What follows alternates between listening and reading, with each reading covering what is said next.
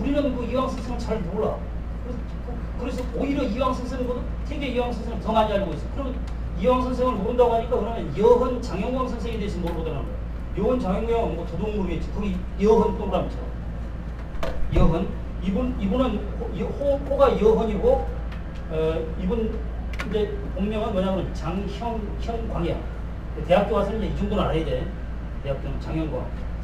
그러면 율곡 이와 이황은 이제 동시대의 사람이고, 거기보다도 약간 그 뒷세대가 이제 여헌이고, 그 다음에 여헌 장영광 거기 동그라미 쳐놓고 여헌의 영향을 많이 받았던 분이 누구냐 그러면 이익입니다. 이익. 야 이거 봐. 이익. 성호 이 사람 호가. 그래서 이익의 저서가 성호 사설입니다. 신학이라고 하는 것은 바로 열에서부터 시작이 됐습니다. 이게 지금 내가 놀라운 사실을 얘기해 줄게. 신학은 바로 여헌학에서부터 신학의 씨앗이 잉태하기 시작한 겁니다. 그래서 율곡에 와서 성호 사설이 나온 거예요. 여헌 선생이 얼마나 훌륭하냐 그러면 태계 이황 선생은 물론 이 대단한 분들이죠 이분은. 근데 이 태계 이황 선생은 본이든 본이 아니든 이 당쟁의 어떤 원인을 당쟁을 하게 되는 계기가 된 겁니다. 이게 주리론과 주기론이 여러분 잘 알지? 그러니까 아무리 좋은 사상도 갈등의 원인이 되면 그거는 좋은 게 아니야. 이 갈등을 불러일으키면 주리론이냐 주기론을 가지고 이 당쟁이 여기서부터 나옵니다. 당쟁이 이때가 굉장히 치열했거든요. 당쟁 선조 때부터. 그래서 하나는 여당이고 하나는 야당이야. 그러면서 이 이론이 첨예하게 이렇게 대립이 돼요. 근데 바로 여헌 선생은 이것을 정확하게 꿰차면서 시줄 이론과 날줄 이론을 들고 나옵니다. 시줄과 날줄이 얽히는 것은 통합 이론이잖아. 통합. 지금 굉장히 각광을 받고 있는데 오히려 유럽에서 학회에서 그냥 난리가 나버렸습니다. 근데 우리나라 유학생들이 가가지고 뭐가 뭔지를 몰라. 우리나라 이 좋은 사상을. 그래가지고 거기에 가가지고 불교의 그 원효스님의 대승기실론서를 유학을 가가지고 배우고, 그 다음에 그 여헌의 그 통합이론을 독일에 가가지고 배워와가지고 우리나라에서 다시 연구하기 시작합니다. 이미 외국 학자들이 더 우리나라 학자들보다도 투 스텝 어드밴스, 이미 두 발자국, 세 발자국 앞에 가 있어요. 그래가지고 그것을 학회에서 발표합니다. 그래서 우리나라에서 유학을 하면 한국 사람이기 때문에 잘 알 줄 알고 물어봐. 몰라. 여헌 선생에 대해서 물어보면 뭔단 말이야. 그 다음에 그 원효스님의 그 대승 기실론서에서 얘기를 하려면 뭔지 암기해가지고 그 정도는 알지만 대승 기실론서의 논소가 뭐라고 한 걸 몰라. 좀 미안한 얘기지만은 불교 철학의 용수나 이미 그 불교 철학의 어떤 교조 같은 석가보다도 더 훨씬 뛰어넘는 이 불교의 사상을 그냥 완전히 뛰어넘어버리는 이론이 바로 이 원효스님의 대승 기실론서. 사람들 깜짝 놀라. 이게 사실은 이 석가모니의 어떤 가르침보다도 더 훌륭한 게 원효스님입니다. 원효스님이 약간 불순한 마음을 먹었으면 자기가 아마 다른 사님을 찾아가지고 무슨 종교를 하나 만들었을 거예요. 그런 짓을 안 했지. 그 정도로 이 독보적인 분이 바로 원효스님입니다. 그 다음에 그 여헌은 이제 그 유학에 있어서 대단한 분이고, 그래서 되게 그 이황과 여헌은 전 세계의 유학 사상사에서 최고로 쳐줍니다. 불교에서 최고로 쳐줍니다. 내가 학회에서 이렇게 발표하니까 여기에 대해서 연구가 좀 부족한 사람들이 너무 그 과장된 게 아니냐, 무슨 근거가 있느냐 이렇게 얘기하는데 그 사람이 몰라서 그렇게 질문하는 거예요. 이것은 이미 지금 거의 그 유럽이나 미국 학계에서는 통설에 가까운 다수설로 완전히 자리를 매겨버린 거야. 이 원효스님과 그 퇴계 이황과 그 여헌의 학설은. 불교가 그렇지, 유교가 그렇지, 지금 기독교가 그렇습니다. 기독교는 너무나 지금 그 이해관계가 밀접하기 때문에 내가 얘기를 안 하겠어. 왜냐하면 이 얘기를 많이 하게 되면 이제 기독교는 오해를 생기고, 밀접한 관계가 있잖아요. 교회 다니는 사람도 있고 안 다니는 사람도 있고. 지금 기독교가, 내가 이것만 얘기해 줄게. 외국에서 박사 학위를 받은 사람이 우리나라에 이걸 연구하려고 우리나라에 옵니다. 우리나라에 와. 도대체 어떻게 기독교가 이렇게 지금 전 세계적으로 융성하는가에 대해서 이것을 목회학 박사학위를 받으려고 직접 와가지고, 우리나라 사람들은 박사학위 논문을 쓰면 도서관부터 가지만 외국 사람들은 현지에 와서 직접 사진을 찍습니다. 현지에서 인터뷰를 해요. 이것까지만 얘기할게요. 이렇게 그 우리 한국의 사상이라고 하는 것이 위대하다 한 거예요.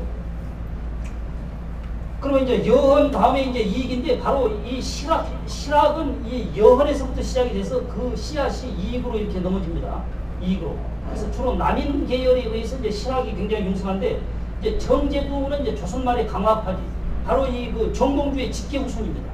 직계우순이 바로 이 정봉이에요. 이 얘기를 왜 하냐 그러면 이탈리아 범죄 중심 테마는 소질이라고 내가 얘기를 했고 그 다음에 그 프랑스는 환경이고 독일은 통합이고 오스트리아 통합인데 우리나라는 범죄 심리의 중심 테마가 교육이라고 하는 것을 말하려고 내가 이거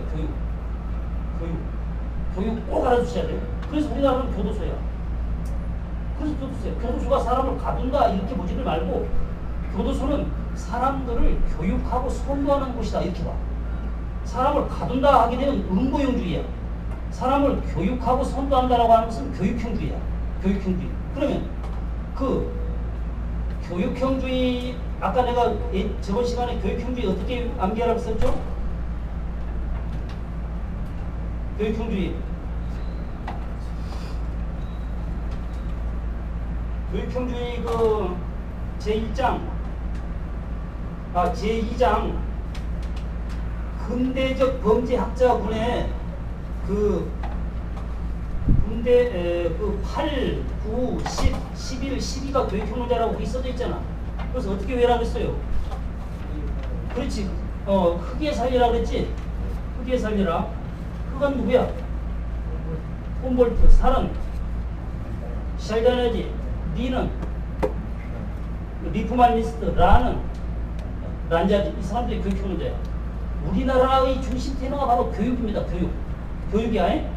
그래서 이 교육의 핵심에 있던 분들이 바로 이 최첨에서부터 정제도까지 이렇게 쭉 우리나라는 교육의 핵심이 전 세계적으로 수능을 볼 때 비행기가 뜨지 못하는 나라가 우리나라입니다. 우리나라 참 이상한 나라야. 어떻게 보면 다 죽은 나라고. 그렇게 교육의 열기가 높아. 그러니까 오바마가 얘기할 정도야. 근데 그게 뭐 좋은 게 아니야 사실은. 왜냐하면 다양해야 돼. 대학 교육기관이. 우리처럼 그렇게 학점은행계도 있고 전문학교도 있고 뭐 이렇게 다양하게 해서 마이너리티 그룹들도 숨을 쉴 수 있는 그런 사회야 되는데 너무나 메조리티 인류만 살아남는 사회가 우리나라 사회야. 그건 좋지 않는 사회야. 누구나 더불어가는 사회가 바람직한 사회라고. 우리나라는 교육을 강조하다 보니까 엘리트만 살아남는 사회야. 그러다 보니까 이게 묻지마 범죄 아까 얘기했잖아. 묻지마 범죄에 저지르는 이런 사람들이 보통 강자에 대해서는 범죄를 저지르지 않습니다. 아까 얘기했던 뭐 매스컴에 자꾸 뭐 여성혐오라고 하는데 이거 틀린 법 말이야. 그걸 레포트 쓸 때 뭐 이렇게 써도 상관없어요. 뭐 자기 주관만 가지고. 그러나 일관되기만 쓰라고 그랬지. 여성혐오증을 가지고 있기 때문에 묻지마 범죄를 저질렀다. 여성혐오 이렇게 얘기합니다. 여성혐오. 그 다음에 또 어떤 사람들은 이렇게 얘기 안 하고 정신병 환자다 이렇게 얘기합니다. 이렇게만 얘기해버려요. 세 번째 약자 혐오가 이게 가장 정답이야 사실은. 왜냐하면 강한 자한테는 범죄를 못 저질러. 아까 내가 얘기했잖아. 남자들도 가고 뭐 어른들도 가고 뭐 많이 가고 있는데 그 약한 여자만 해서 주겠다 그랬잖아. 우리나라의 좋은 점이 많이 있는데 그 나쁜 점이 뭐냐 그러면 약자를 이렇게 도와주는 이런 개념보다는 약자를 징계버리는 게 강해요. 그래서 범죄인들이 대부분 약자를 상대로 해서 범죄를 저지른다니까. 그 다음에 청소년 유행도 대부분 체육선생이랄지 교감이랄지 교장선생한테는 대들질 않아. 맨 그 기관제 교사랄지 무슨 뭐 여선생들 그다음에 뭐 선진적으로 이렇게 좀 이렇게 순한 선생들 있잖아. 이런 사람들한테만 막 대들고 깡 피우고 하는 거지. 체육 선생들 무지막지한 체육 선생한테는 오히려 그냥 꼬리 팍 내려. 어렸을 때부터 교육이 그렇게 돼 있단 말이야. 어렸을 때부터 약자 혐오. 이게 지금 사회 정연에 이렇게 흐르고 있어. 왕따 문제도 사실 이렇게 해서 생기는 거예요. 왕따는 우리가 이렇게 보듬어줘야 할 사람이거든. 이렇게 약자 혐오 사상이 굉장히 강해요. 우리 사회에. 그래서 이제 우리가 범죄 심리학을 했으니까 우리는 시각을 균형된 시각을 좀 가져가지고 물론 강자를 무조건 뭐 이렇게 배척할 필요는 없지만은 그렇다고 해서 약자를 무조건 이렇게 보듬어야 할 대상이지 이렇게 범죄를 저지르더라도 예를 들어 말해서 대도 조생이처럼 잘 사는 집에서 뭘 가져오고 그러면 물론 그것도 좋은 건 아니지만 그렇게 사람들 욕을 안 하잖아. 그 사람은 뭐 잘 사는 집에서 했기 때문에 매스컴의 영향을 많이 탔지. 그 다음에 신창원이도 뭐 나쁜 놈이긴 하지만은 그 사람도 그렇게 뭐 여기저기서 그냥 잘 사는 집에서 훔쳐가지고 가난한 사람들 이렇게 막 도와줬잖아. 그러니까 막 신창원 증후군이 그 당시 그냥 막 전 매스컴을 장식했거든. 그건 뭐냐 그러면 그 사람들은 그래도 좀 범죄를 저질렀다고 좀 이렇게 좀 다르게 했잖아. 근데 대부분의 범죄자들은 약자를 대상으로 해서 범죄를 저지른다. 이번에 그 강남역 살인 사건도 이거 자꾸 매스컴에서 여성 혐오라고 얘기하는데 이거 틀어놓은 거예요. 이거. 그 다음에 무슨 뭐 정신질환자다. 물론 정신질환자가 약간 있겠지. 그러나 그보다도 더 중요한 것은 약자 혐오 사상이 우리 사회의 저변에 깔려 있고, 그 다음에 그런 그 사회적 환경이 함몰됐다. 이렇게 봐야 돼요. 이렇게. 그 약자 혐오 사상 있지. 예전에 내가 대학교에 있을 때 뭐 이런 사건이 터지면 뭐 기자들이 와가지고 뭐 어떻게 생각하십니까?